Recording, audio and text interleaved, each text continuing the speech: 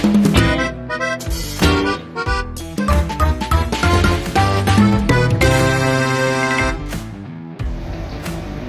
warahmatullahi wabarakatuh.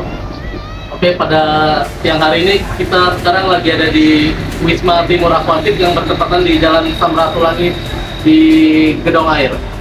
Oke, pada siang ini saya sedang bersama Bapak siapa namanya Pak? Bapak Adi.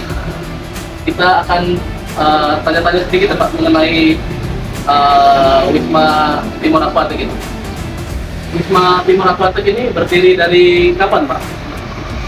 Kalau Wisma Timur Aquatic yang Wisma Timur Aquatic pertama ya, itu kita lokasinya di Kampung Baru Inilah itu dari 2017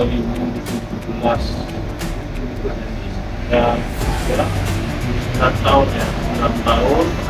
Nah yang di sini ini Wisma Timur Aquatic 2 cabang dari Wisma Timur Aquatic yang di Kampung Baru ini baru berjalan kurang lebih 1 tahun.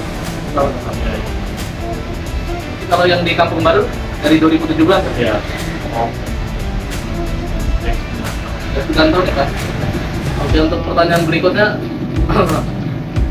awal mulanya tuh bagaimana Pak? Kok bisa kepikiran untuk buka bisnis Wisma Timur Aquatic ini Pak? Apakah ada latar belakang dari perikanan atau bagaimana? Kalau latar belakang dari perikanan nggak ada sih, saya sebenarnya kuliahnya juga dulu di Inilah, cuma di ekonomi ya. Bisa larinya ke perikanan karena hobi gitu. Dan untuk spesies ikan yang dijual di sini ini ada apa aja Pak jenis-jenisnya dan berapa macam? Oh, kalau macamnya lumayan banyak sih, yang jelas kita lebih ke ikan-ikan aquascape ya, artinya ikan-ikan hias yang kecil, ikan-ikan kecil dan ya khusus air tawar lah tentunya, kayak ikan-ikan neon, gupi, red nose, kayak gitu. Kalau yang untuk paling laris atau banyak pembelinya tuh apa Pak contohnya Pak di sini ikan yang Ya itu paling ikan gupi, ikan neon yang setiap hari keluar ya, sama glowfish paling. belum kita untuk dari Bapak sendiri itu untuk mengontrol secara kualitas airnya agar ikan ini tetap sehat dan ini gimana Pak? Aktif? Kalau kontrol ikan, saya biasanya ya saya barengin dari buka toko ya. Buka toko itu kita biasalah beres-beres, terus sambil kasih makan ikan. Nah, setiap kita kasih makan ikan sambil kita perhatikan ikan itu gimana kondisi dan keadaannya, apakah ikan itu sehat atau mulai ada gejala-gejala kurang sehat. Nah itu kita langsung kita antisipasi nih, jadi nggak nunggu ikan itu sakit parah baru kita obatin, karena kita setiap hari kita kontrol. Kalau untuk Bapak sendiri ini usahanya hanya offline di ruko ini atau ada di online juga Pak? Kayak di Shopee atau offline gitu jualannya Pak? Offline aja sih kita, paling kalau sosmed online kita main sosmed kayak di Facebook ada, Instagram sama TikTok juga ya, lebih aktifnya ke Facebook. Kemudian kalau untuk dari modal sendiri Pak, untuk dari awal buka itu kira-kira berapa itu Pak modal yang diperlukan untuk membuat tempat ini Pak? Wisma Timur Aquatic ini kalau modal awal yang Kampung Baru ya, kita ngomongin awal ya, itu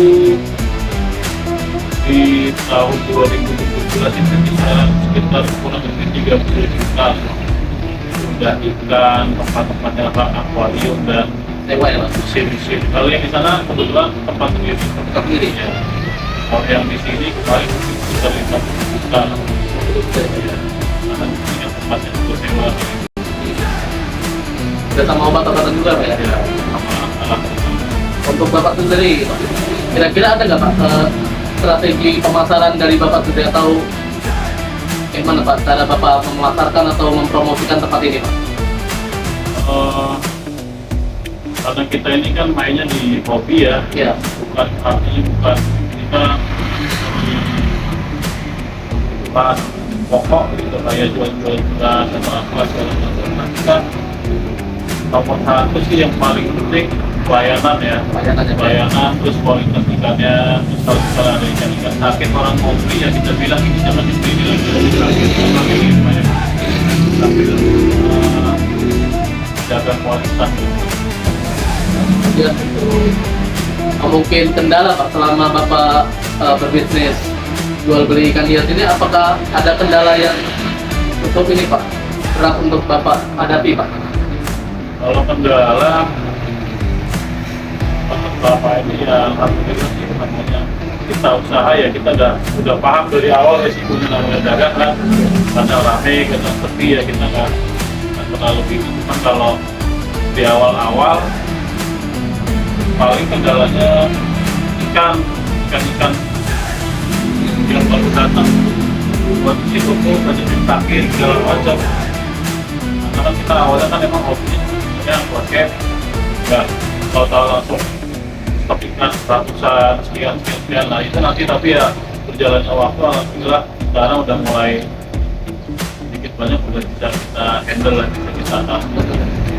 Kemudian untuk yang terakhir mungkin apa ya, menurut Bapak nih Pak, bagaimana tanggapan Bapak tentang atau tips dari Bapak kepada mahasiswa-mahasiswa yang ingin memulai bisnis di bidang perikanan ini Pak? Apakah ada saran atau tips Pak agar mereka bisa menjalankan bisnis seperti Bapak seperti ini Pak? Ya jangan takut gagal lah, intinya kita coba aja dulu, kita maksimalin diri kita, potensi yang ada di diri kita semaksimal mungkin. Untuk hasilnya ya usaha nggak mungkin punya hasil lain. Oke, mungkin sekian itu saja yang interview yang dapat saya tanyakan pada siang hari ini. Terima kasih untuk Bapak Ya. Pak Hadi ya. Semoga kedepannya lancar-lancar terus ya Pak, bisnisnya lancar, dan ya.